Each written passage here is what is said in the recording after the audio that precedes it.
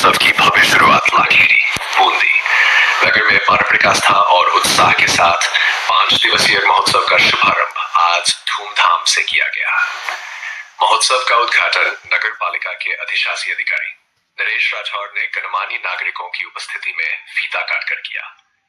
महोत्सव के दौरान पूरे नगर में 5 दिनों तक विभिन्न रंगारंग सांस्कृतिक और धार्मिक कार्यक्रमों का आयोजन किया जाएगा।